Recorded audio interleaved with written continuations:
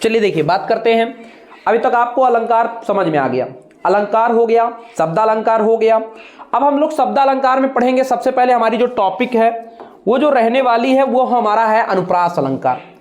अब अनुप्रास अलंकार किसे कहते हैं, सबसे पहले याद रख लीजिएगा अनुप्रास अलंकार किसे कहा जाता है। तो अनुप्रास अलंकार दो शब्दों से मिलकर बना होता है।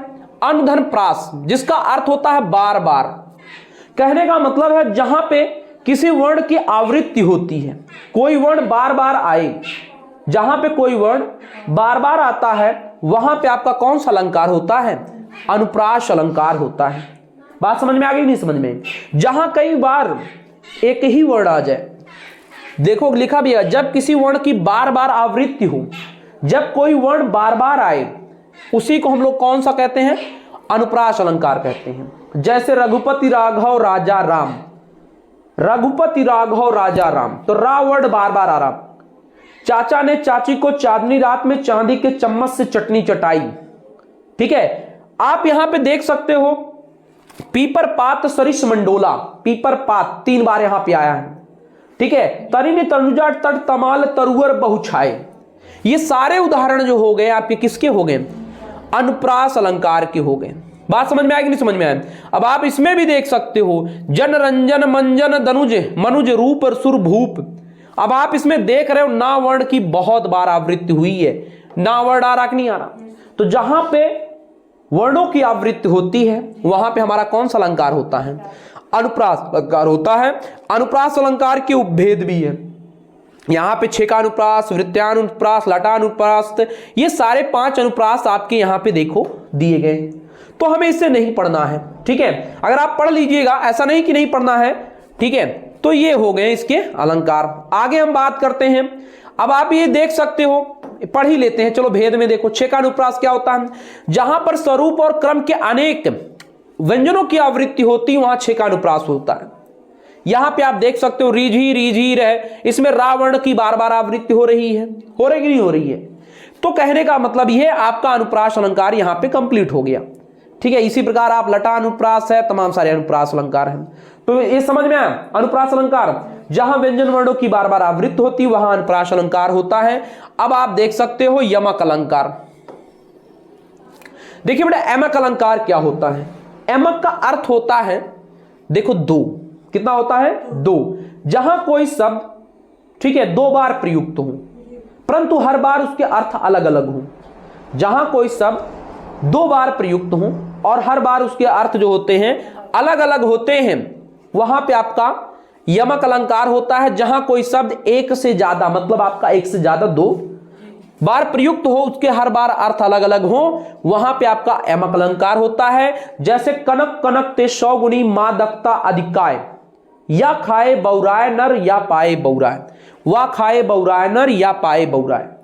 कहने का मतलब कनक कनक ते 100 गुनी मादकता अधिकाय, वा खाए बौराय नर वा पाए बौराय। जैसे मैं आपको बता दूं यहां जो आपका कनक कनक वर्ड है 2 बार आया है, लेकिन हर बार इसके अर्थ अलग अलग हैं। एक कनक का मतलब होता सोना, सोना का मतलब होता धन संपदा। ठीक है, धन संपदा का मतलब अगर अचानक से किसी को कई करोड़ रुपए मिल जाए अचानक से तो पागल हो जाएगा। तो कहने का मतलब अगर किसी को संपत्ति की प्राप्ति होती है अत्यधिक मात्रा में तो भी वो बौराने लगता है, मतलब पागल हो जाता है।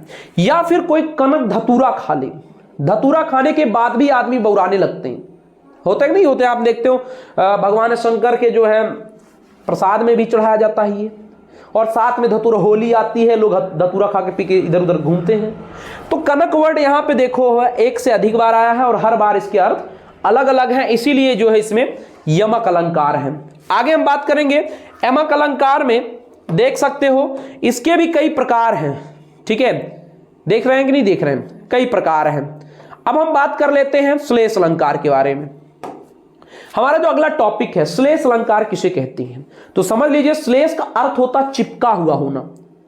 जहां कोई शब्द एक ही बार प्रयुक्त हो और हर बार उसके अर्थ अलग अलग होते हैं वहां पे हमारा जो है श्लेष अलंकार होता है। यहां लिखा भी गया जहां कोई शब्द एक ही बार प्रयोग हो परंतु उसके अर्थ अलग अलग हो वहां आपका श्लेष अलंकार होता है।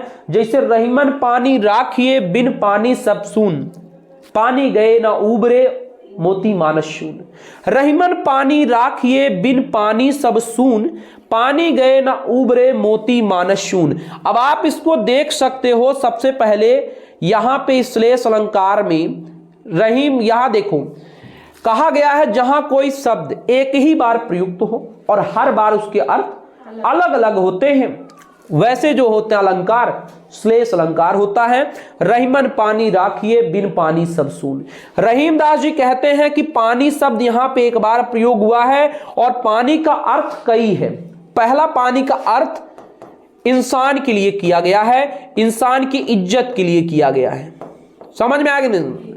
दूसरा पानी का जो है, दूसरा पानी का जो अर्थ निकाला गया है, प्रयोग किया गया, वो चूने के लिए किया गया है। तीसरा जो है मोती के लिए किया गया है। तो पानी शब्द एक ही बार प्रयोग हुए हैं लेकिन उसके अर्थ कई हैं, ठीक है। तो वहां पे जो अलंकार होता है वो आपका कौन सा अलंकार होता है? श्लेष अलंकार हो जाता है। बात समझ में आ गई? इसके बिना सब कुछ सुना। याद रखना, पानी, अगर किसी इंसान के पास इज्जत नहीं है, कोई उसकी इज्जत नहीं करता, तो पूरा संसार उसके लिए सुना सुना है। समझ में आया कि नहीं समझ में आया? हर जगह से वो गाली खा रहा है, डांटा जा रहा है, उसके पास कितने भी पैसे हों उसकी कोई कद्र नहीं है। इसके बाद चूना, आप देख सकते हो चूना, चूना में अगर पानी ना मिले तो चूने की अहमियत नहीं रह जाती है। इसी प्रकार मोती की भी यही कंडीशन होती है। समझ में आया कि नहीं समझ में आया? तो आप श्लेष अलंकार समझ में आया? कोई दिक्कत? अब इस प्रकार आपका अर्थ अलंकार, शब्द अलंकार कंप्लीट हो गया, शब्द अलंकार आपका कंप्लीट हो गया। तो लिखिए पहला अनुप्रास अलंकार। हाँ, तो उसमें लिखिए अनुप्रास अलंकार। पहला है अनुप्रास अलंकार।